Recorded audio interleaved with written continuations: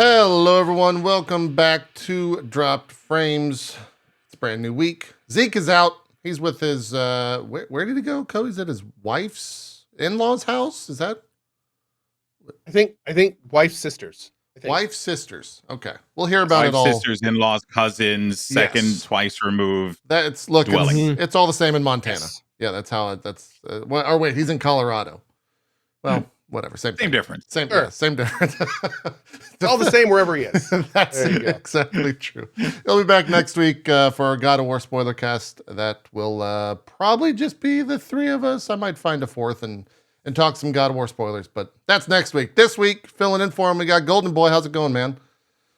Going good. Thank you so much for having me again. Excited to be back talking shop with you guys. I love having you on the show because you're my pathway to esports, right? Like I don't get it often, but you're the medium from which I learn and hear about esport on this show. Call that the dealer. Bring you back in. The esports dealer. He's the Yes, that's true. The esport dealer. First hit's free. Is it how much? What's the second hit cost, GoldenBoy? Is it too much? Oof. My rate's pretty good these days. Oh, God. Okay. All right. Well, we'll talk. Just messing around. We'll talk after the show, I guess. We'll talk after the show. That laugh you heard, first timer here. We've got the completionist, a.k.a. Jirard. What should we call you, Jirard? Should we call you completionist? What the answer to both? You can. I answer to both. Jirard completionist, Jirard the completionist, whatever's easiest for you guys. It's all good. You can also call him Flawless J. Oh yeah, is that his street name? Did you call him? That's the street call him. Okay. Kevin. So the story behind that name is my first day at G4. I was nervous about messing up in front of Kevin Pereira, and Kevin Pereira said, "You got this. You're Flawless J."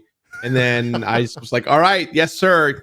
Kevin Pereira said so I got to be Flawless J, and that's just and the name stuck for the year we were there. So fantastic. The name didn't just stick. He literally kept doing things that kept deliberately damaging portions of the set, and we just kept yelling Flawless J the whole time. So it is even better. But yes. Wait, what? Hold on. What was the most expensive? We're getting right into the G4 talk. What was the most expensive thing that you broke at G4 on set? I busted a light with a fire, like a confetti cannon. Yeah, the confetti sticks, you know? Oh, you popped it and it went straight up and hit the light? It went up and exploded a light bulb. And it was funny as hell. But, you know, in the moment, I was like, oh, shit, this is not good. Well, is it on footage somewhere? Is that footage still... Is any of the G4 footage still out there? Like what? That's a great question. Okay, man. We don't know. I think so. Let me see. Maybe not. I don't know. Yeah, I didn't. Yeah, it's still there for now. Okay, all right. Well, before we jump into G4, let's roll back a bit. Jirard, why don't you introduce yourself? Kind of what you've been doing on the internet. We joked before the show. I've known of you for 10 years, thanks to people like Jesse and Dodger and just the circles that we run in, but this is the first time we've ever worked together. It's crazy how that works out. Yeah, I've been doing YouTube for 11 years now, completing a game a week almost every week. The entire time, I kind of got my start because of the Game Station and Maker Studios back in the day. Early on in my career, I met Jesse and Dodger and Total Biscuit and Husky StarCraft and right. That kind of back in the TGS days, we used to call them, like that's kind of where I got my true starting. And I was a part of the group Normal Boots. I still am. It's a bit different, but you know, that's kind of how I got my true grassroots. And I've just been doing it every single week for 11 years. I thought that I would not be doing that. I thought I would hopefully move on to more bigger things, but I'm still here. I still love it somehow. I'm still just as crazy as I was 11 years ago. So yeah, we have a ton of mutuals. We do. AP, this is the first time that we've actually talked and really done anything together. Yeah, it's weird how that works out, but glad to have you here. A game a week, and you're not just talking a game a week. You're talking like you're platinuming these games, right? Like you're 100 completionisting. Yeah, it's Yeah, it's a little more than a game a week. I'm doing everything in a game every week for 11 years. Correct. Yeah. And for the first 4.5 to 5 years, I was mostly by myself. I just was, I had some like interns or some friends come in and help produce. But after 4 or 5 years and this thing took off, I was like, I need more help because I am going crazy. Sure. So I definitely still complete the games 100%. I'm doing everything in that fashion. That's never changed. But now I have a team that helps me edit and do special effects and produce stuff. So yeah, and it's not just getting everything in the game. That's what it was back when we were kids in the Super Nintendo era. Now it's like, oh, the platinum. Oh, this new developer came up with a crazy challenge that no one's ever heard of, and things like that. So to me, it's kind of like I'm doing research on all the games as they come out, and I, people make fun of me because I'll release a video on a game like a month after it's come out, and everyone's like, well, why did it take you a month? And it's like, well, 1, I have to complete it, and 2, I have to make sure that I actually did complete it, because there might be a secret boss you don't know about. There might be an Easter egg that needs uncovering. There might be some kind of crazy thing that you've never heard of that I have to do. Yeah. So yeah, that's the job. That's the thing. What okay, we're gonna go into worst, favorite, best. What's the hard and also hardest? What's the hardest game you've like, not necessarily in skill, but just like the one that's given you problems, if that makes sense? The one that's it's hard because I feel like I've played so many games nowadays that none of them really faze me as too difficult outside of like bad RNG or a game breaking bug or something like that. Yeah. The thing that took the longest was Hyrule Warriors Definitive Edition for Nintendo Switch. That took me almost 1,200 hours to complete. Holy shit. Yeah, and that was my second time doing it. Hours. Yeah. It was. What? It was. What happened? We're all just stunned. Why 1,200? And just out of curiosity, how many times did you beat the game in that amount of time? Oh, beating the game was the easiest part. The plot took 10, 20 hours. But Hyrule Warriors had a tremendous amount of DLC. When the game first came out on Wii U, there was only one kind of set of content, and that took me that first 3 or 4 weeks. It took me 256 hours to complete just the base game. Yeah. And then several years later, when it came out on Switch with all the DLC, they added Majora's Mask DLC, Twilight Princess DLC.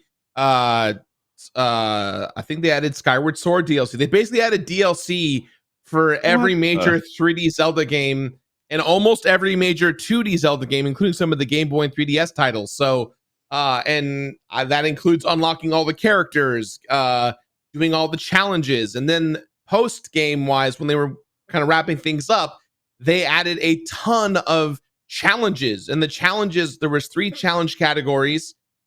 Each one had like their own set of challenges. So the first category had 3, the second had 8, the last one had like 15 or 20, something like that. And the challenges were based on ranking for every single character. So, and in Hyrule Warriors, oh man, it's been a while. I want to do this 32 or 35 characters right in there. now, guys.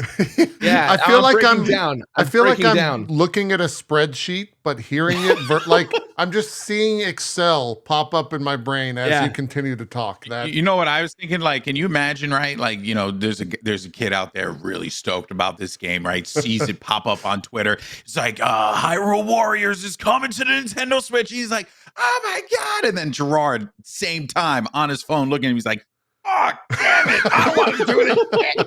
This is garbage. Like that's how I imagine when new games get released and Jirard's reaction to it.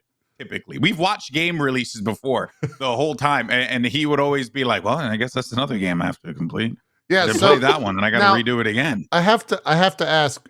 A lot of times when the average gamer hears a length of a game from a review or a developer out there touting like, "Oh yeah, we've got this is like a 50-hour game." We're like, "Hell yeah, we get to play." Are you just like, fuck? Are you just pissed off when they announce like, oh yeah, this game's gonna be 70+ hours with just main story? Like, what's your thought process on that? It just depends. You know what I mean? It just depends on the fluidity of it. Like, are they wasting my time? Is it fun? Like, I just completed God of War Ragnarok and on the hardest setting. Give me God of War mode, getting everything in the game, all trophies. It took me 70 hours to do that, and I loved all 70 hours. Sure. It was even on the hardest setting, like that was those 70 hours flew by so quickly. Whereas I just completed Callisto Protocol. My video's coming out on that in literally like an hour and a half from now. And that took me about 20 hours. And that 20 hours felt like 300 because of all of the problems I had with it. You know what I mean? Boy. So it's my brain is just like all over the place. Sure. With how it just kind of depends, it really does. But at the end of the day, like if you're having a good time playing the game, the hours just kind of go by. But in the case of Hyrule Warriors, like there is a repetitive wall you hit. I had to get every character to level 255, not because I believed in everyone getting max level, but because I had to in order to overcome every single challenge. And so that was a necessity to do that and grinding the whole time. Is the little fairy dude in the game? Tingle's in the game? Yeah. Oh, yeah. Yep. You had to play as Tingle for like $300. Oh yeah. That's amazing. Jesus. That makes me so happy. Jesus. Now, does your audience, like, if you miss something, or like, does the audience help out, or do they not see anything till like the finished product? If that makes sense. They're the judge, jury, and executioner. Okay, I started to say what's that relationship like? Yeah, it depends, right? Like if it's a franchise that I know and love, everyone's like, yes, another one, we love this. If it's a game I've never played before and I miss one thing, it's off with my head. I completed Dark Souls 2 a long time ago. God. Okay. And I didn't. But here's the thing. To me, it was a very like celebratory thing. So it was like, 8 years of being the completionist. It was such an honor to do that. I hope you guys enjoy the episode. And it was a blood, sweat, and tears project. I did not know about the secret rings in the game that make your armor invisible, which require you to beat the game without dying or using a bonfire. I didn't know those existed in Dark Souls 2. And so the Dark Souls community plus my community, I didn't even know that existed. We're like, oh my God, you call yourself the completionist. How dare you do that? And so now I have to like go back, and I haven't done it yet because I've been so busy, but I plan to redo that video and show the world that yes, I can do it. Yeah, one is not dying, one is without sitting at a bonfire. It's two separate challenges to get two separate items. Okay. Yeah, the internet.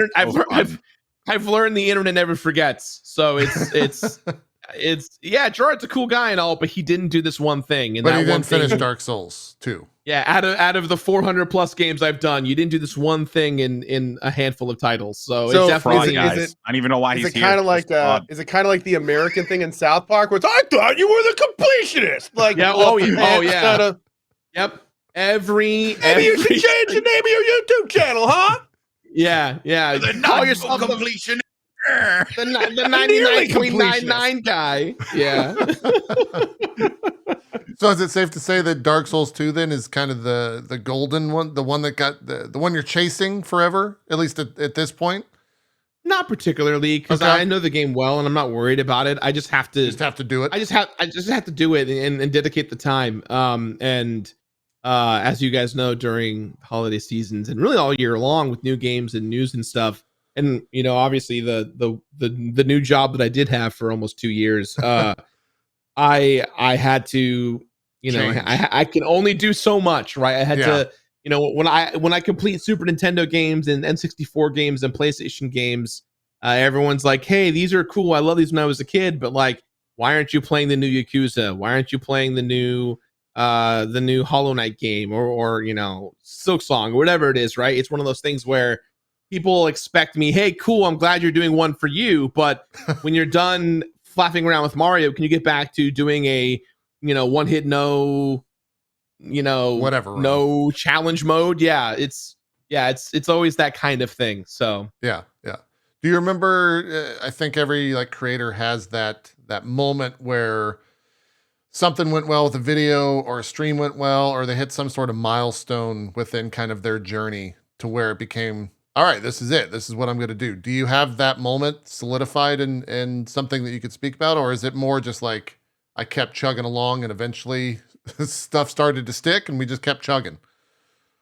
Honestly, it was, I've always called myself the little engine that could, just because I refused to give up. You know, Sure. I kept telling myself that the idea of a guy completing a game a week, every single week, throwing himself at the whim of the game and sharing that journey is a fascinating insight to the psyche of a person that eventually people will catch on. And it took, and this was early YouTube when there was like 30 of us, you know, like there was no one to really watch and support. You had your favorites in the beginning. Now there's people doing what I do, faster, better, stronger, and you know, more invincible than I am because they've got that young man energy. But at this point, you know, it's just kind of like, I don't know if there was one point. I have a handful of videos that I'm like, I'm so proud of this because it defines so much of my career. Like my favorite video I've ever made is on Pepsi Man. The game. Pepsi Man. The game Pepsi Man. Yeah. Well, there's a viral video that this guy named Mountain Dew made about Pepsi Man, and no one knows this, but I produced that video. I funded it. Nice. I shot it. The guy in the Pepsi outfit is my good friend Josh. Like I like had and in my video I talked about it and showcased it, and both videos did super well, but his has like, you know, 8 million views out there, I think, and they always show it at GDQ when they play Pepsi Man. They sing it like it's like it's one of those things where it's like I did that, like I was a part of that. I'm that no one will ever know or care, but like I had my little tidbit on it. Oh yeah, that's my actual video, but not the meme video. Not the meme video. I didn't even know this existed. I was completely blown away when you told me about this the first time. Oh, dude, I await to the day where Pepsi will let me take the IP. I will reboot Pepsi Man. I'm ready for it. I'm ready to bring back Pepsi Man. The world is ready. Is there a Coke Man, or is that just a different thing altogether? That's the NSFW Showtime special. Drug dealer. I started to say, in some countries, that's a whole different meaning. In some countries, it's a whole different. Noted. Yeah. I got a Coke Man. Do you have a Coke Man? I have a multiple. I'll add that to the things I'll talk to you about after the show. Yeah. Rates and Coke Man. Yeah. Jeez. This game looks absolutely abysmal. How long did you spend playing this? I have to and was this a torture or a fun thing? It was definitely torture because hard mode sucked. Okay. Those old places. Hey, it's Sneak King. Burger King. Sneak King too. Sneak King was also a really hard one. That one, if you want to see me go crazy, I've done a lot of these like fast food brand games because they're overtly hard because they're designed for you to get from Blockbuster back in the day and play until it's done, right? But yeah, I think Pepsi Man took me, I want to say 8 to 12 hours. Okay. But it's like 5 stages. So like you kind of have to like take that in stride, you know? Jesus Christ. Look at this fucking shit show. Oh, we're watching right now. This movie was made by actually someone who had a Coke Man. Fun fact. Yeah. You had to. That's him actually. Oh, that's him right there. That's the Coke Man. There you go. That's the Coke Man. Wait. Oh, Japanese ads, Pepsi for pizza. Love to see. Yeah, man, Pepsi for pizza. Jeez, I can't believe this never came out in the States. It only came out. Oh, Pepsi Man's only in Japan. In Japan, it's Japan exclusive. Huh? Is he still used is Pepsi Man still used in the marketing over there? I don't think so, but they were using him long after the campaign was over. Yeah, like he was a hit. Yeah, like people still talk about Pepsi Man in Japan. Like they did not forget about him. How could you? Oh yeah, Sonic. You tried. Sonic Adventure stole from. You're right, 100%. Yeah, exactly. Oh my God, you're not. You did Mercer. It's great. It's actually great. a crime. This is I'm very excited that my video holds up even in silence. You can definitely tell what we're talking about. Oh, so. absolutely. Yeah. Yeah. The narrative of the video is there without question. Yeah. Yeah. Jeez. That's the intro. Title of the video is called Pepsman and the Great Soda War, if anyone wants to go and check that out. Great. Thank you for soda the shout war. out. Yeah. Good Lord. It was amazing. Good Lord. What for you, like, do you play games for fun that aren't part of the job? Okay, that's a no. That's a no. And I actually got a no. That's a no. That's a Plays huge one no. game. He plays one game Oh, for fun. The man, okay, this is how absurd he is as a human being. All right. Every day I'd roll up to the studio. Okay. We have to go up these massive things of steps to get to where our desks were. And I would always look at Jirard playing on the side, and he was playing Vampire Survivor every freaking day. The man's game was running off of, I think, like a Chromebook, and it was at 10 FPS, and he was just ranking up, just nonstop. And I could not, for the life of me, understand this game. But yet he was just that's the game he plays for fun. Just want to throw that all the out games. there. It's a great choice. it goes for a while. Yeah, there's some game in that. I don't have to think. Sure. I know the build. I set it down. I go get a coffee, come back. It's like a clicker game. I just know how to. That's not what it's meant to be, but I've made it that way for myself. Yeah. Vampire Survivor is for people. Everyone thought I was crazy. Everyone thought I was crazy. But what is up for Indie Game of the Year at the Game Awards this year? Right. Vampire Survivors. That's what I'm talking about. Debut indie, baby. I'm not crazy. Game is great. And it should win. $5. It should win. It's true. It's not. What's gonna? Yeah. Wait, what's also in the running? We looked at those last week, but I forgot. Stray, obviously. Oh yeah, Cat Game. Stray. Yeah, you got to get Cat Game in there. Cats beat vampires. It's a well-known fact. It's true. Yeah, everyone knows that. That's the age-old rule of vamps out there. So that actually, it's interesting because JP's question brought up one. It's kind of similar, but I think it's also different. So, like you play so many games to completion. Like, how often is it the kind of thing when you're playing a game, you've already beaten it, you know the story and everything, and you're just like, man, like I'm just not having fun, but I just gotta finish this. Is that like, man? Yeah, that happens more often than I want to admit. This is the dark side of the pod. This is the dip. Well, because here's the thing. I used to be a completionist. Back when I worked in IT, me and my work buddies had challenges on who could get 1,000 achievement scores. And I just remember when I first started it, like I was like all driven, like cool, achievement unlock. But then as we got towards the end of that, like, and you know, we all kind of winded down a little bit. I remember like playing a few games where I was just like, I just get the achievement. I'm like, finally, I can turn this off, you know? And I'm wondering, like, because you've been doing this a decade, right? Decade plus. So how does that work with you? It's honestly this is gonna sound super weird. Because of my status in the industry now, that I'm able to be a part of the review process early, you know, like some game companies treat me with a ton of respect. And so what they'll do is they'll come to me and say, hey, we're giving you a game a month before everyone else has it. You've got it before the press. You've got it because, you know, you've been a huge support of us. Here you go. Good luck. And that to me is Hyrule Warriors 3. All the DLC from Hyrule Warriors 1 and 2 combined in a one big old pack.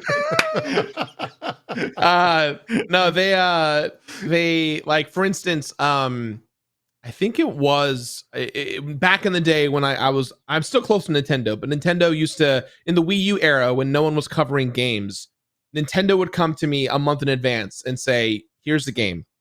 You know, here's Star Fox Zero. Here's Yoshi's Woolly World. And so I would just take those games, and there is like this adrenaline based feeling I would get of like, no one knows I have this. Sure. And I am a weird gamer on the moon status. I'm the first guy to get the platinum. I'm the first guy to talk about it. I'm the first one there. You know, I was the first one to unlock all the costumes in Mario Maker when Mario Maker was happening back in the day.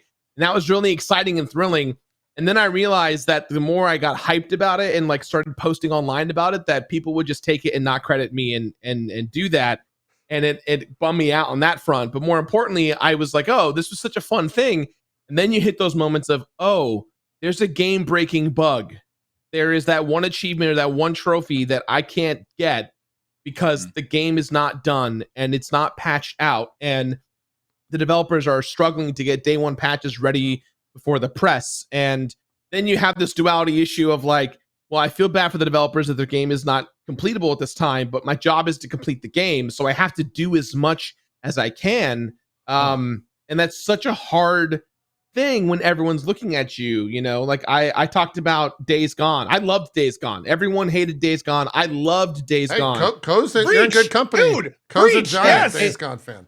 Yeah, I make fun of it for him weekly. It's great. Yeah, Days Gone. I loved so much. On launch, it was incompletable, but I did my best to complete it. You know, I got and then like a couple days later, boom, like they patched it. I got the trophy, the platinum. I moved on. But like, that's like the bubble we live in. It's like we have this like 48 to 72 hour news / review cycle where we have to get it done. And you know, that's the fun, thrilling part. At the same time, it's one of the most stressful because it's like jumping out of an airplane without a parachute because you don't know, oh, did I complete everything? I have no idea. And developers, depending on the size and the scale of what they do, like they'll tell you, oh, you're doing it great, or maybe not so much. And I end up breaking the games and then finding out new bugs and stuff that they never anticipated. So developers will watch my review and go, oh shit, how did that happen? And then the next day it'll get patched. I think in the slew of Five Nights at Freddy's games, I made a complaint about how there was something wrong with the game. And then like the next day, Scott Cawthon released a patch update that fixed my problem. And thus I was like, oh, great. Now I look like an idiot because I can't take that video down. And the world just is going to see this in the time bubble and be like, Jirard's crazy. He complained about this one thing that no longer exists. It's crazy how much I can relate to the aspect of being on like a timeline, but also having the game have crazy issues. Because I'm currently playing a game where I have like 3 or 4 months lead access.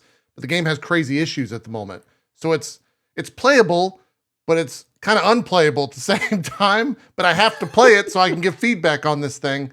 And I hate that. It's like the worst thing when you're like, well, I got to put 10 hours into this. It's really bad right now. And things are just in a broken state. But I agreed that I was going to do it. And that sounds like your job every single week. And more power to you, man. That sounds... that was a very distinct answer. Appreciate it. Yeah. Thank you. It's rough. Definitely rough. But hey, I guess it worked out. Yeah. I tried. You made a career out of it, so you're doing something right. For better or for worse, you know, if you know, everyone's always like, take a vacation, and I'm like, games do not take vacations, and neither does the completionist. So I try, but it's near impossible just because when I'm not completing a game, it's another deadline I missed or another game that I could talk about in the zeitgeist. And by the time I come back from vacation, oh, no one cares about that game anymore. So I have to not do it. And that's game. That's just me talking about the game's media cycle, not so much being the completionist. So right. we all have that problem. When I have to ask now, you brought up vacation. Have you had one in a decade? I've had 2. Okay. So you're a content creator. That's that checks out. Yeah. I was taking a vacation. I was going to take a 2-week vacation shortly as things were winding down at G4. Like I took a 2-week vacation, and right when I came back from my vacation, in that 2-week time period, I still had to come to work because I was the only remaining X-Play host at the time, so I had to still do as much as I could, well as we were working on building the future and trying to turn things around. Yeah. And I came back from vacation like, all right, I'm ready to go. And then it was like, hey, we're no longer a thing, so don't worry about it. Well, let's spin that into the conversation. You found out via Twitter that G4 was no more, correct? Or was it worse? I forget, because like Austin Creed found out while he was on a flight. There was a bunch of like realizations. There were some very awkward tweets that came out. Yeah, around that time. So let's jump into that, and I don't know how much time we'll spend on G4 because it has. You guys have been around talking about it and been interviewed about it, but when and how did you find out, Jirard? And also we'll ask GoldenBoy as well after that. But for you, I remember seeing the tweaks. That went pretty viral. Yeah, that's the first time I've been viral on social media. I trended on Twitter for the first time, and I didn't feel good about it because it led to so much celebrate. Yeah. Yeah. Real quick, before we begin this conversation, there are some people in chat that aren't familiar with G4. We could start at like good point. Oh, don't worry. There are a lot of people who aren't familiar with G4, so I think we'll just save the time right there. Yeah. Well, I guess back in the day, G4 was the first video game television channel or network back in the early 2000s. It combined with Tech TV after they purchased them, and the two big shows, or the two or three big shows that everyone kind of gravitated towards in the end that everyone talks about was X-Play, which is like a video game variety show, Attack of the Show, which is essentially what the internet is now, which is just reaction content and mixed in with sketches with celebrities and such. Yeah. And then of course everyone knows Ninja Warrior as this like show that got licensed through G4 that became this larger than life thing. It kept going until probably around 2014 is when they finally pulled the plug on it.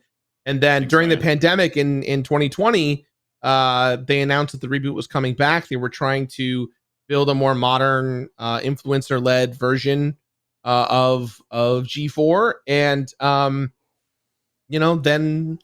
GoldenBoy got signed. I got signed shortly afterwards, and here we are. Yeah. That I hope was that good? Was that a good TLDR? Yeah. Well, absolutely. That's exactly what I think people are looking for. I think names like Adam Sessler, Kevin Pereira, those were kind of the OGs. Olivia Munn was also on Attack the Show. Morgan Webb. Yeah, we've had her on the channel before. Definitely some like of the Paramount names in the early days there. Even. Yeah, household. Yeah. Really, truly household. Yeah. It was the TV network for sure. Yep. And it existed when we didn't exist on the internet because what we do now didn't exist. They were kind of the people that started all of that. In a lot of ways, it was it was kind of the first version of what we do. Yes, in a lot of ways. The corporate TV way. Yep. Yeah, I guess they were probably rebelling against the like corporate TV way of life. So they were truly what we are. Early on, if you really look at it that way. SLC Twitch streamer.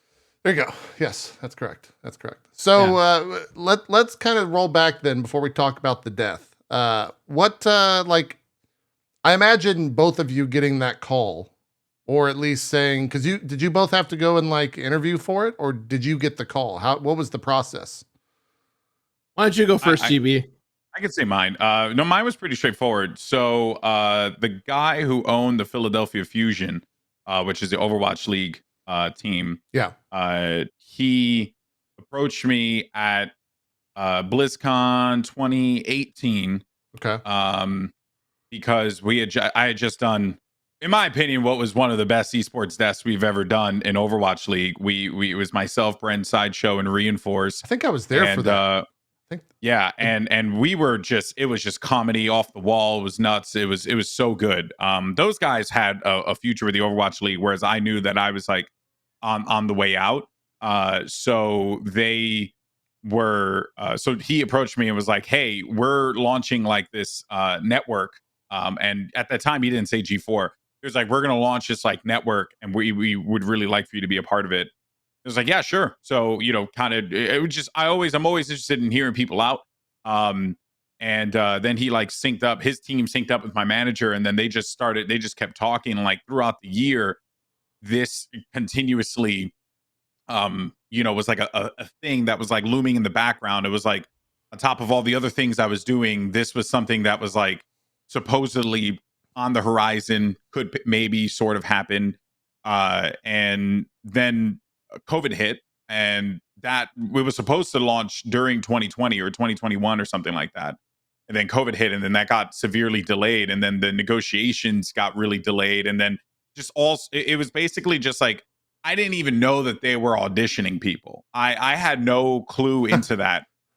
They just told me that they wanted to make an esports show centered around me. So I was like, well, I've never been like the star of a show before, because as a host, you're always there to like prop up everyone else. You're not really, you're a host. You're not really there to like be the star of the show. So I was like, this is cool. It's a new challenge. I would really love to do it, and I get a producer credit, and this would be really fun, especially coming off of Titan Games. I was like, this would be great. And then obviously the reality was not that, but it was. That's kind of how the process came to be. I was actually like a day away from not even going to LA.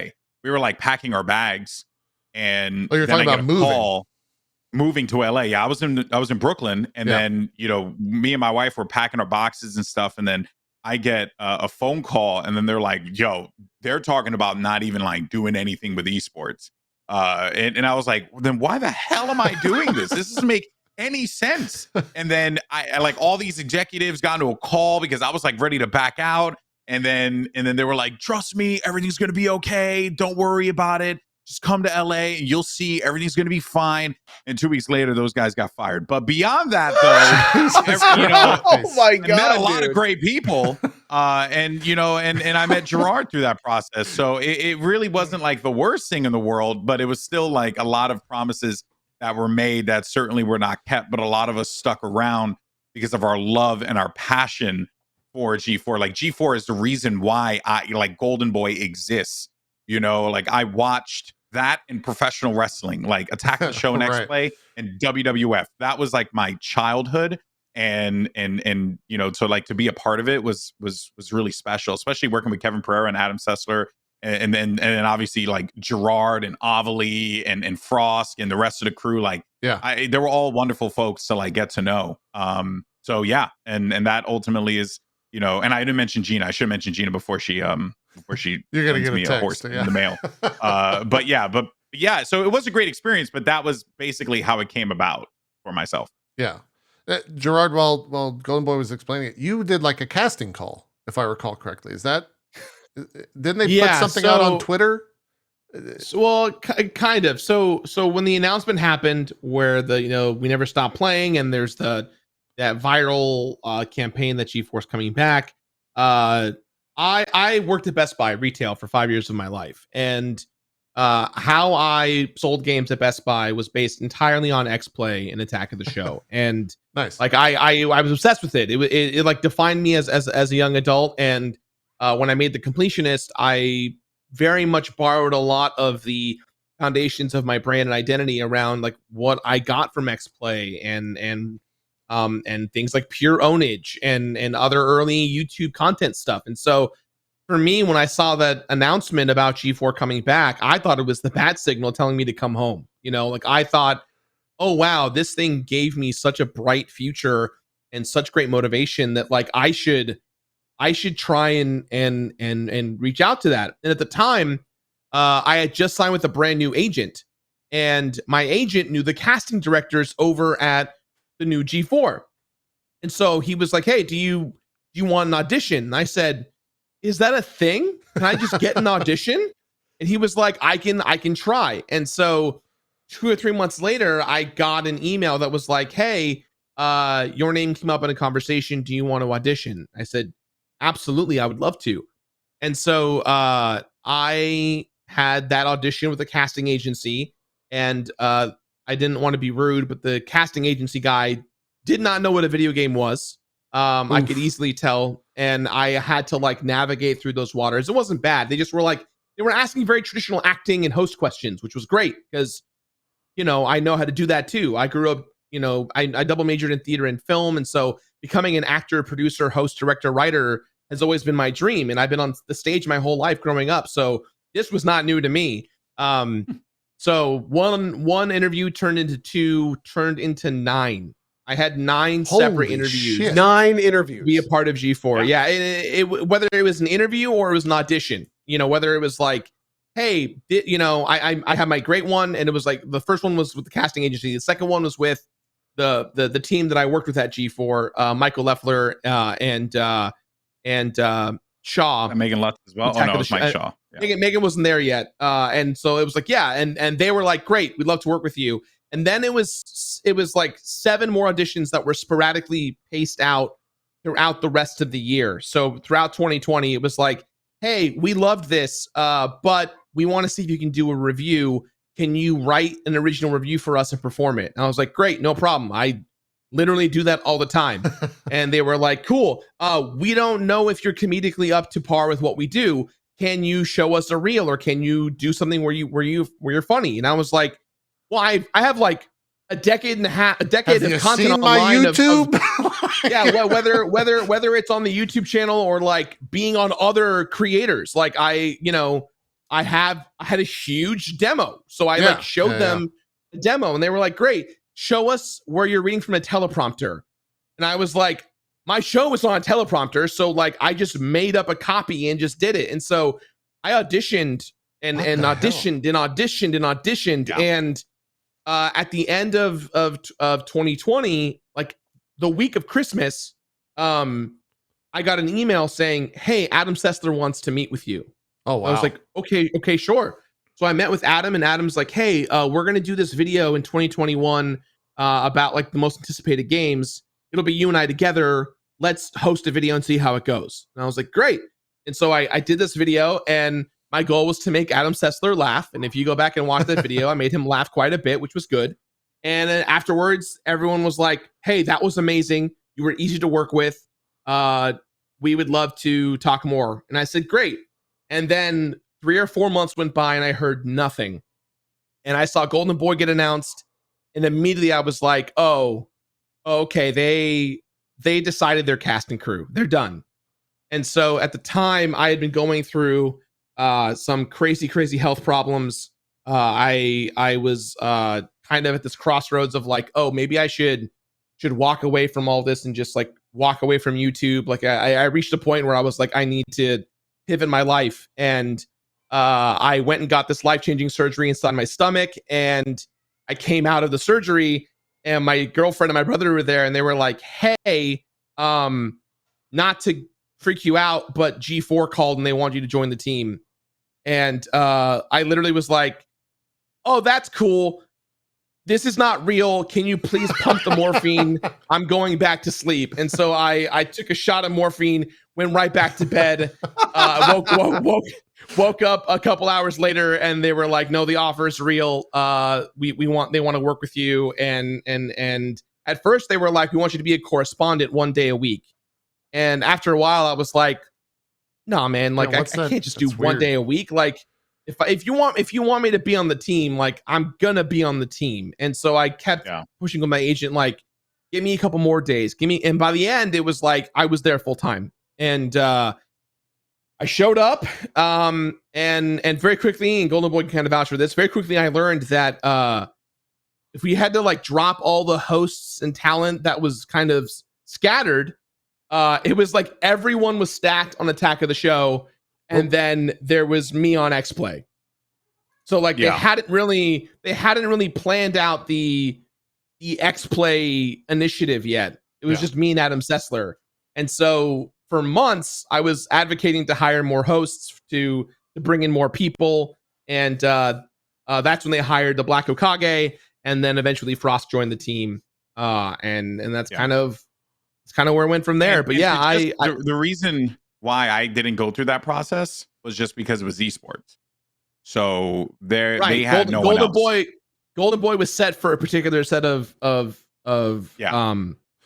have skills. Even though I said I wanted to do other things, very much so at the beginning, I was like, I want to do other things. They were like, no, you're just going to do esports. And then I was like, well, that's just I'm fine with that, but also I would like to do more. And I was just constantly being told no, that is not what was budgeted.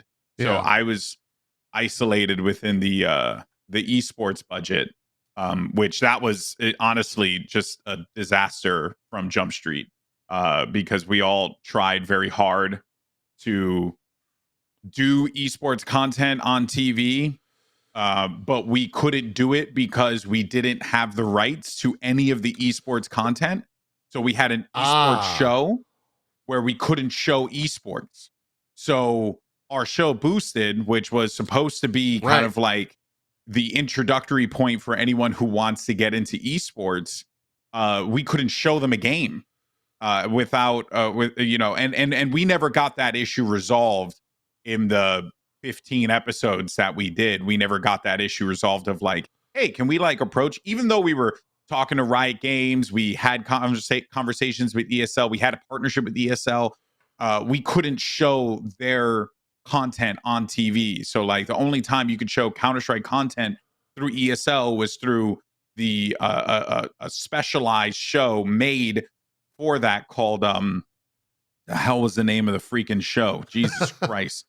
I don't even G4 goes to show? show how impactful it was. Yeah. We had a separate show that only aired on TV, and that was the only way we were able to show esports content. And then that was the LCS championship. No, that series, was another right? show. That was another show that wasn't hosted by any of us because well, to be fair, like I didn't want to do League of Legends content, and then there was like Frosty and Novelty had their own issues for wanting or not wanting to do that content.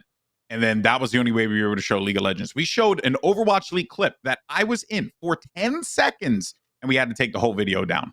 Right, yeah. I mean, it's all licensing. It was like a whole problem. Yeah. Yeah. So it was just like, what the hell are we doing this for? And then when Boosted got canceled and we were told that we were an experiment, I was like, sweet. So what am I here for? And then that's when I tried to get on the X-Play team because, you know, I was like, this is what I wanted to do from the beginning. I just wanted to work with Jirard and Adam from the get-go. Like literally first dinner we had, me and Jirard sat next to each other and we just chatted about doing stuff together. And then, and then that was, so it was like very chaotic, very topsy-turvy. Was like, for you then, GoldenBoy, was the writing kind of always on the wall that this was a little like scuffed? Or were you just along for the ride regardless of what was happening? I mean, you moved to LA for this role, right? Like it was... Yeah. Well, I mean, so I moved because, you know, truth be told, man, like, you know, I got to give a huge shout out to my management, CSA, because they got a lot of money for that deal. And it was just like, it got to a point.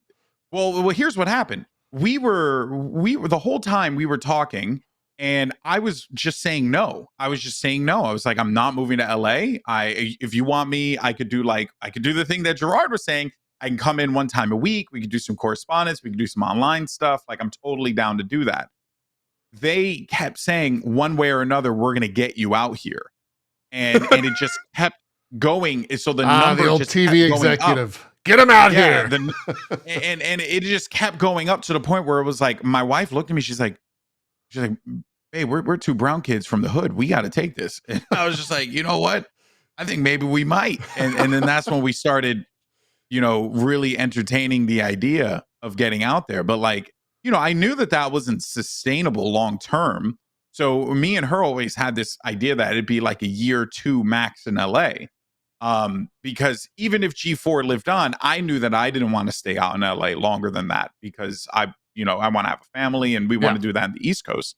So, you know, I always had this in the back of my head because I had went through a similar experience before with this thing from Microsoft.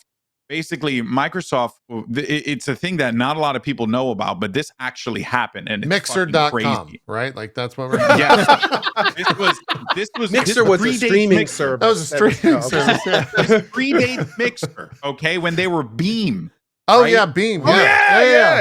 Yeah. So I was working at Twitch. Right. I was at Twitch as working in on a talent management for our esports program. So like RLCS, Vainglory, Street Fighter, like all these different games. I was helping manage the talent for all of that, right?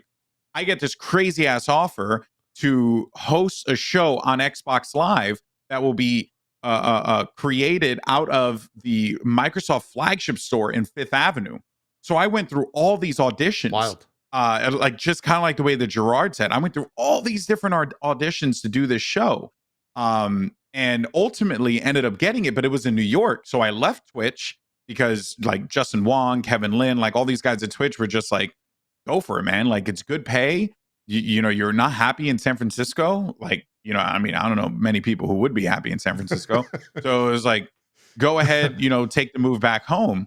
You know what I'm talking about, JP. Because I mean, it was not fun. Right. And then I get out there and literally the first day I show up, the guy who was producing the show was like, yeah, so this esports and gaming show we're going to do is now a Saturday Night Live sketch comedy show. I was like, what the fuck? I was like, when the hell did this happen? TV. But it didn't matter because I had an ironclad contract and I was out in New York, so it really didn't matter. But then when the G4 stuff happened, I was like, damn, bro, I'm getting deja vu right now. This shit's kind of like exactly what happened.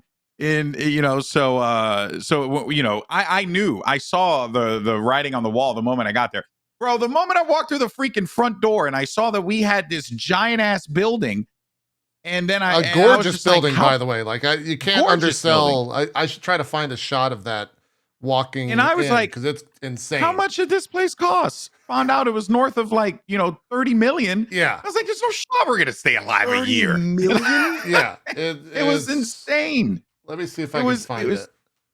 Batshit crazy, man. I'm sorry for cursing so much, but yeah, it was just. No, it's fine. It's warranted. It's warranted. Yeah. It was we myself, Jirard, Will, Neff. This is the Avli, That's what happens when you walk in. I think, yeah, right? Correct me if I'm wrong. Yeah, just a gorgeous, like, Oh, but what you don't see is we had this gaming setup.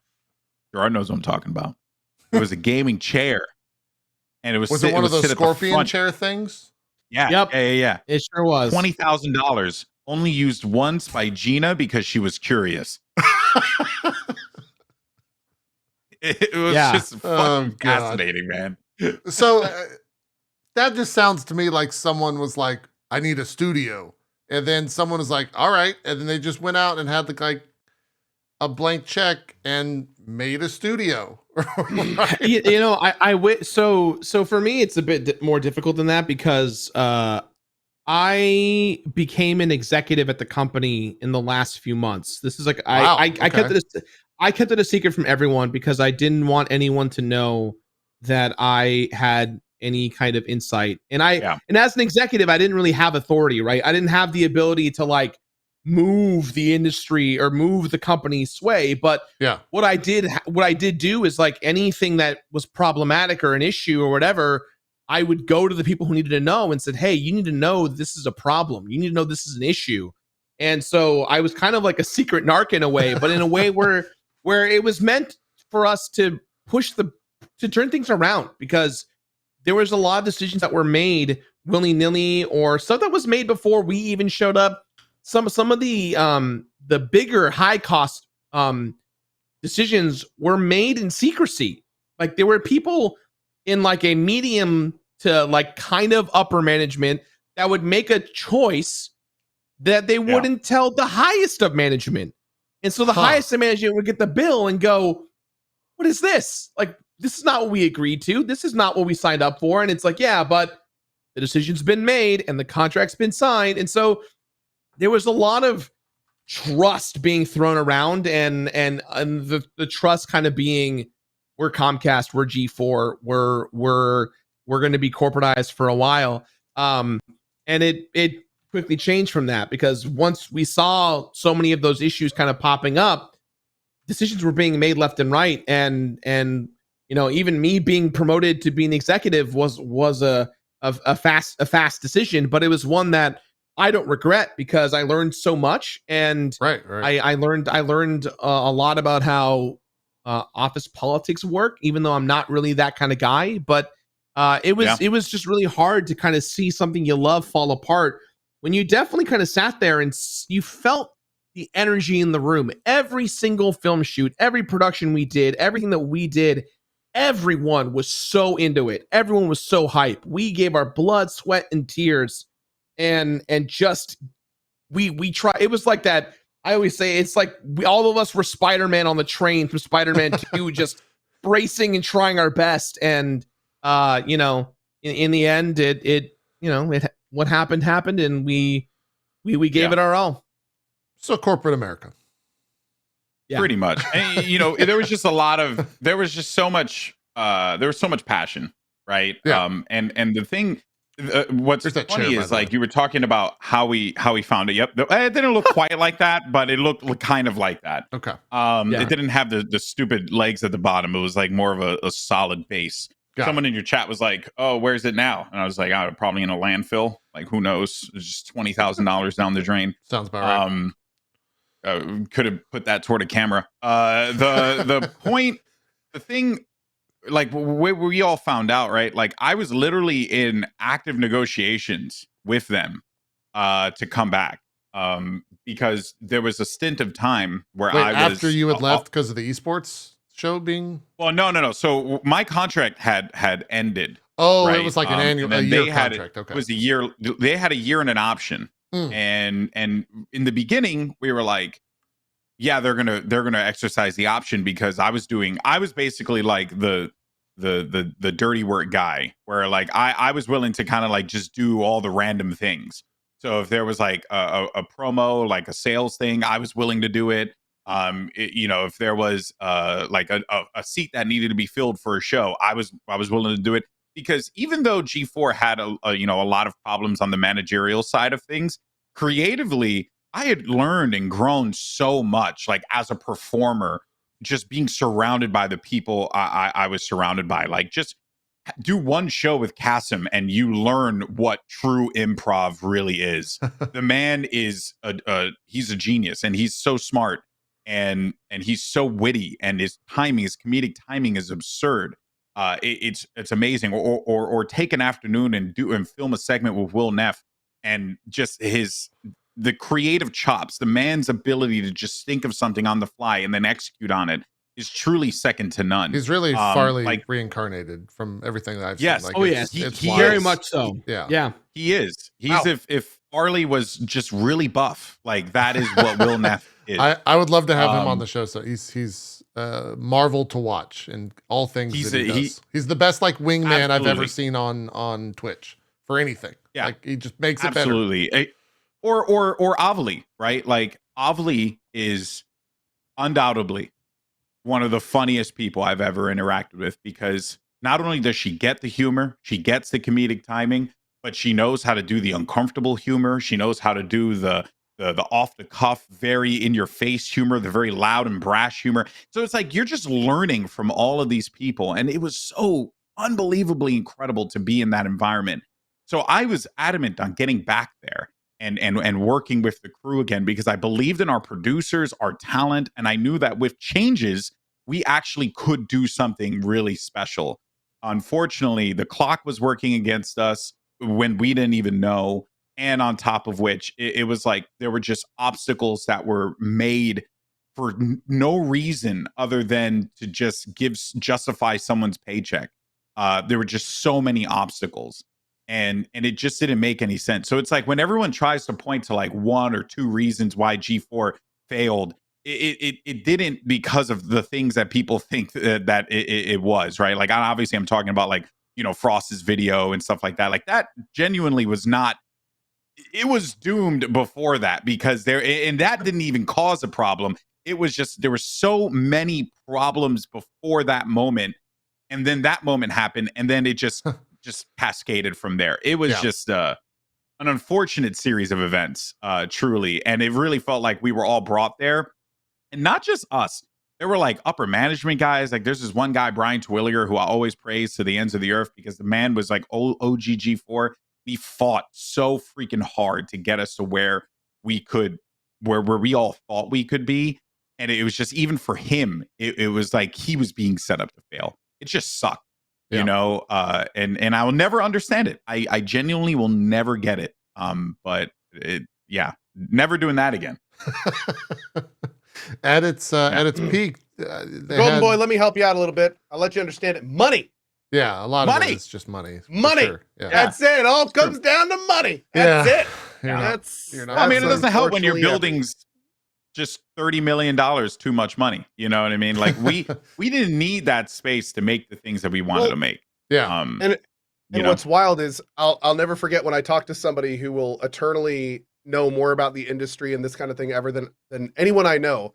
And he said, it's like working up a chain of people selling an idea and making more and more money and selling an idea. And then it's a little bit more. And then it goes up the chain and they sell that idea to that guy. All it takes is getting to one person above them that signs a paycheck, doesn't believe in the idea. Nothing else down the chain matters. It's like working in corporate, especially when big paychecks start getting signed. It's like chain links upwards. Yeah. All it takes is getting to one person who doesn't believe in the chain, and the whole thing just shatters. And he said the amount of large scale financial losses you see are almost always because of that. It just gets to one guy or one group that they're just like, we don't believe in this, and the entire thing just. And that's literally what happened. Cards. That's actually like why the whole thing just came crumbling down. I mean, I wasn't there for the final days. Maybe Jirard could speak better to this, but like from what I gather and from what I heard, it was just new management came in and it was just like one thing after another. You're like, oh, okay, this is happening and this is happening. Like they laid off a bunch of people, and you're like, oh, okay, what was the reason for this? And then now in hindsight, it's like, oh, so they wouldn't get sued. Oh, that actually makes a lot of sense. Like they laid off a good chunk of people, and then they had the final layoff. At its peak, it was like 200 employees or something like that. Wow, does that number sound right? Where were they, Jirard? I never saw the 200 employees. Majority of them worked from home or in Philly. There was probably 30 or 40 a production of us house in or something building. in Philly, or editing house or something. No, most of it's just because of COVID, right? Like everyone was. Okay. We started working. This project was in the works for many years. So whether like the marketing and sales team were not in the office, they were at their homes working in different parts of the world. Yeah. Whereas the building itself was specifically for executives and the creatives that would go into producing everything. So the producers, the writers, the directors, the tech people, all that stuff. But yeah, everyone else worked from home. So we, definitely didn't have, I think there was something we were trying to do for a while was we were trying to work with other content creator organizations like Smosh and Funhouse and opening and Rooster Teeth, opening our doors to allow any creator to kind of come in and make stuff. And that's why the Twitch initiative was so huge for us, because we were, between Will Neff and Austin show, like there were at the last moment, like a bunch of Twitch streamers were going to get their own gaming shows on G4. Like that's what they were trying to do, was trying to make the place a versatile area. Yeah. But I think the thing that was kind of difficult to ingest during all of it was just kind of seeing what everyone thought, because GB kind of said it. We were kind of set to fail from the beginning, but it kind of felt like we could change the minds. It felt like there was room for massive improvements, and that's why I got to make a show called God of Work, which was a TV show about Kratos working at a temp agency. I played Kratos, and it was like The Office meets video game characters, and that was one of the very few things we did. We're like, wow, the numbers were there, and there was going to be a second season, and we kicked ass with it, and it felt really good. And I was, thank you, GB. GB played Mario in it. It was very funny. Right. Wahoo. Yeah. Man, and you should I'm better than Chris Pratt. I go hit up Nintendo. I was about to say, go hit up Nintendo. Pratt. Can you give me It's a Me? Let's hear your It's a Me here. Quiet on the set. It's a me, a Mario. Oh my God. It's better. It's better. It's like I'm in Italy. What is this? We're there. It's like you're in Italy, Cole. Oh, just give me a pizza. Well, what was great was we were gonna play him as like a Sopranos type character. So like he was gonna run a ring of plumbers, and it was it was so we had so many plans. It was gonna be so good. Yeah, the plot of God of Work was that Kratos knew that Ragnarok was coming, and so he was trying to prepare the office for Ragnarok. And the last episode, it's revealed that Ragnarok is the firing and destruction of the company that he's at. Oh, Jesus Christ. Well, dude, it's how are you going to spoil this now? Maybe one day you could have done like, I want to see this show now. You can see it. You can. There's a whole show. You can watch it. There's 6 episodes on my YouTube channel. All is one VOD. So the show did get made. How close was the did you record the finale and then G4 went under? The whole we did it in 2 weeks. We did the whole show in 2 weeks. Okay. The best part about that, by the way, is the Ragnarok episode of things falling apart. It's hosted by G4's Kevin Pereira, talking about how he survived a few Ragnaroks. So it's very much like I have been here before. That's so on the nose. And then a month later, Ragnarok happened at G4. So like you know, we Jesus. definitely were very aware that like that was where we were headed, but not in that way. We didn't know. But yeah, the show was a huge passion project, and I think it was it felt like the X Play's first true success. We felt like, hey, this is what the future of gaming content on G4 and X Play could be. And you know, we were so happy with it. We were so proud. We immediately got renewed for a second season, and we were about to go into production right away, and everything happened. Yeah. That's, you opened up Twitter, dude. and saw. Yeah. Yeah. I was going to sign the contract that day. So what would have happened? I guess there's stipulations in the contract where if you would have signed, it wouldn't have mattered, right? Like, I mean, it would have been I don't know. I mean, knowing them, probably would have been able to sign and get away with it. Yeah. You know, got paid. You make that cheddar. Yeah. It didn't happen. You know, but I mean, it is what it is.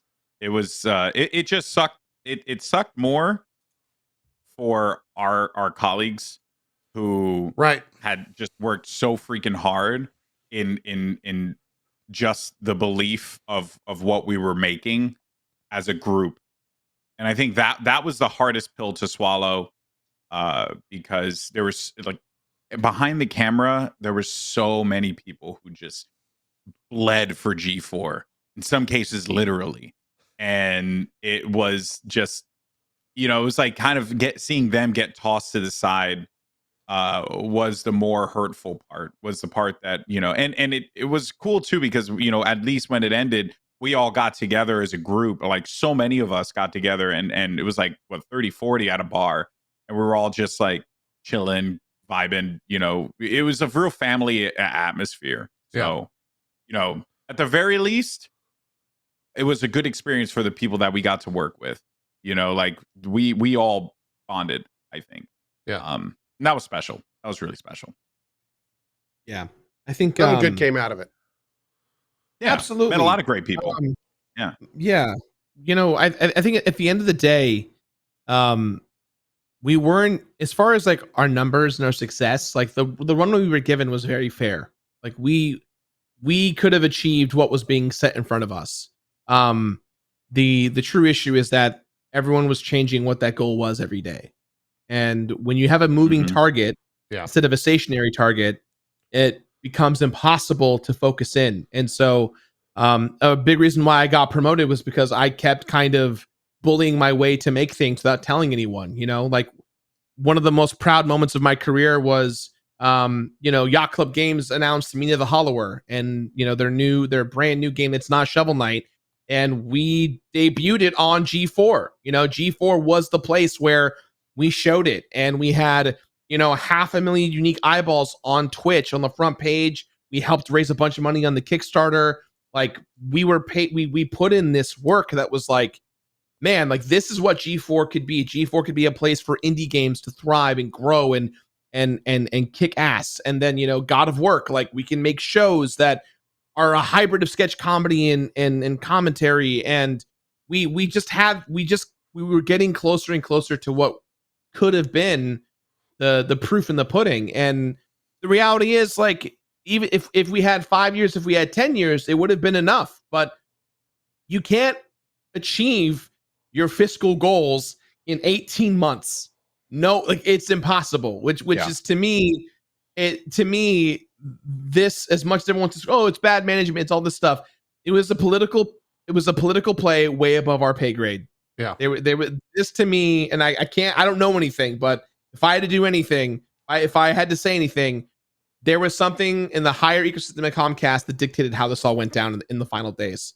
You can't tell me that a company went down because management showed up for 2 weeks and ruined everything, right? That's the impossibility of that is like, you can't manage unfair. in 2 weeks. Yeah, that's not right. Exactly. You barely even know how to log into your email at that point, right? Like it's impossible to just do that. But it kind of felt like there was a hammer, there was a battle that none of us knew about, way above our heads, that we just had to kind of go, oh, okay, that's what it is, and we have to move on. Yeah, pretty much. So what now? We made cool shit. Like what? We made cool shit. Have you guys touched base with any of the other creators, any of the other staff that were there? Are you planning to do things with them in the future, involve them in stuff in the future? Or is it just, you know, moving on to the next thing? Like what's the future, I guess?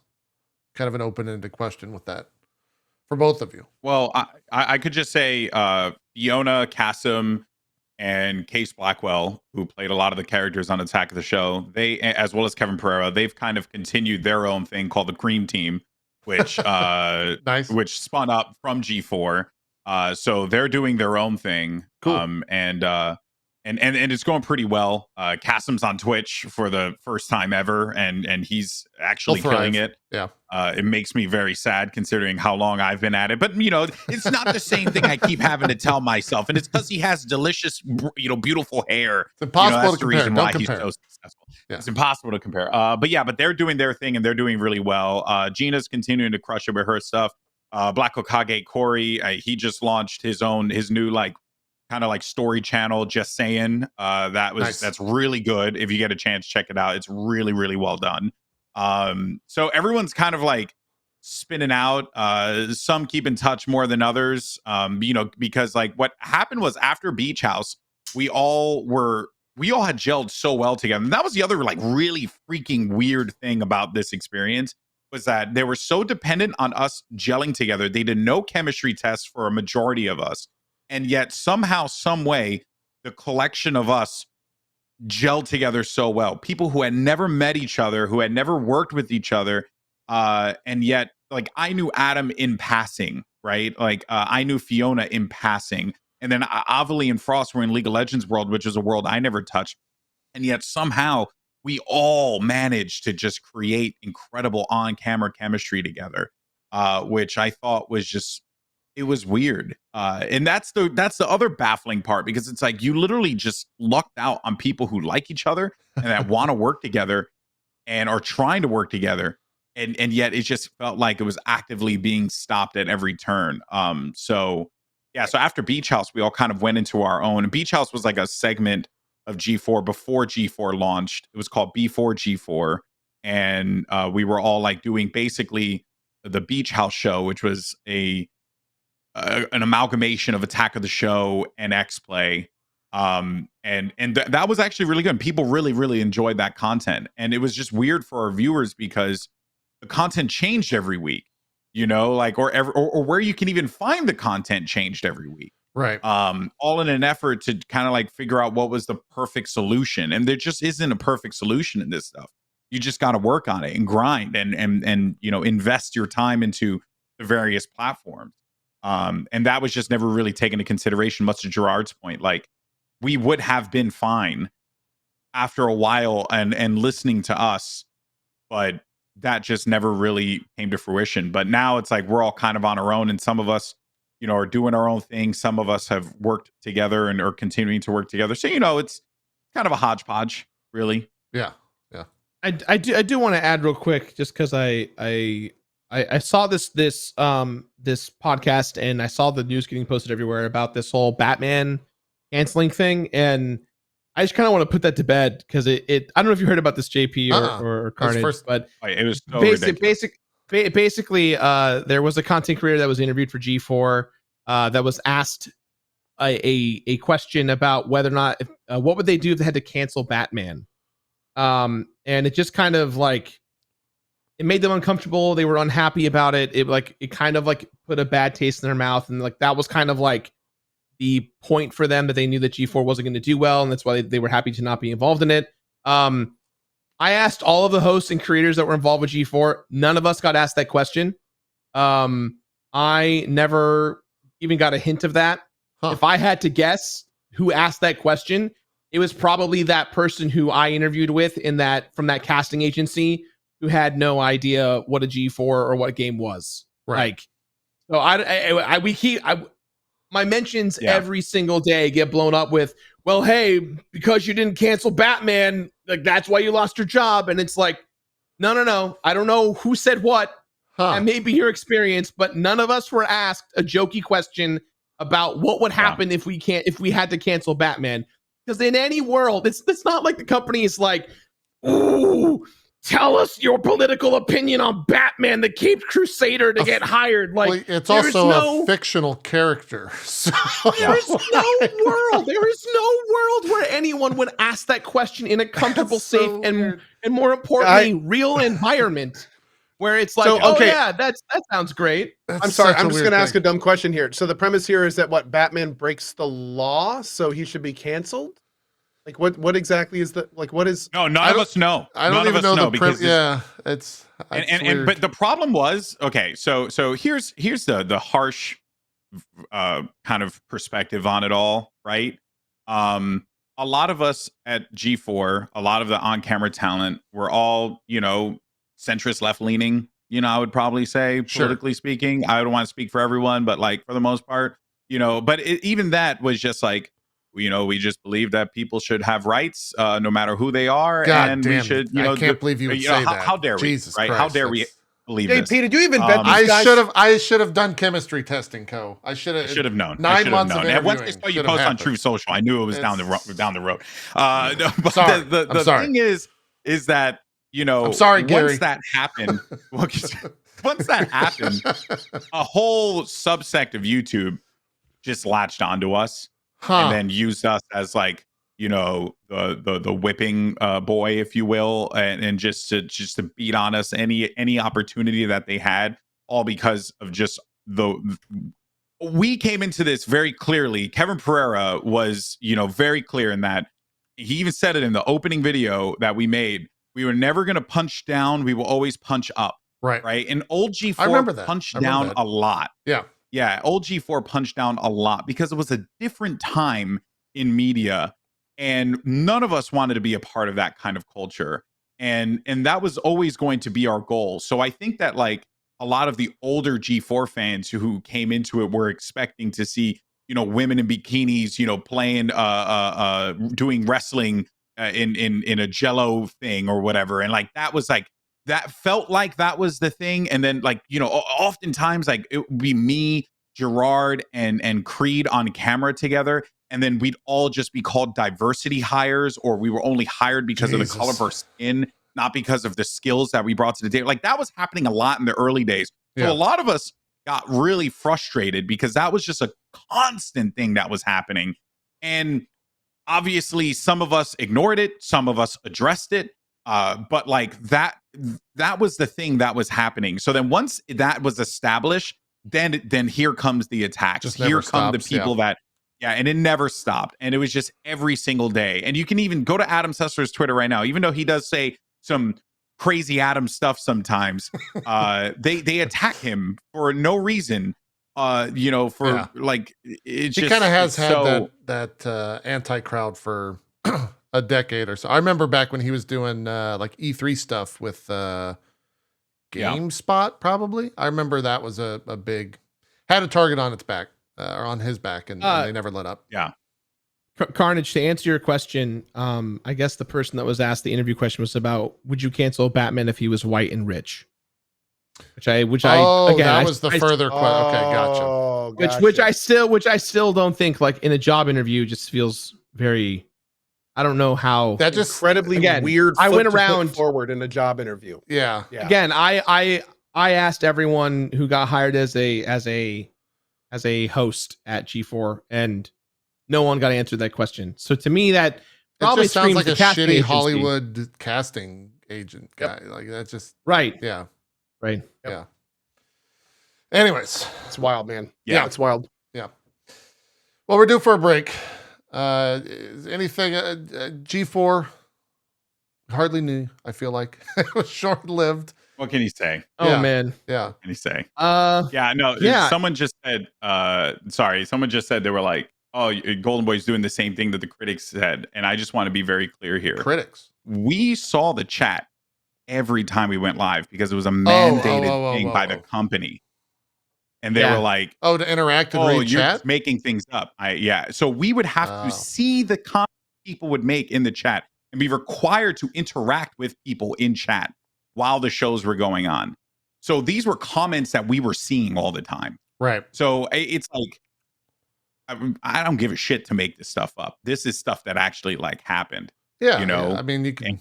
It's just depressing that like. That's not a shocking statement. Yeah, that you would see that on the internet. That's crazy. Yeah. Anyway, mistake it is was what it is. Interacting with chat. That was the mistake.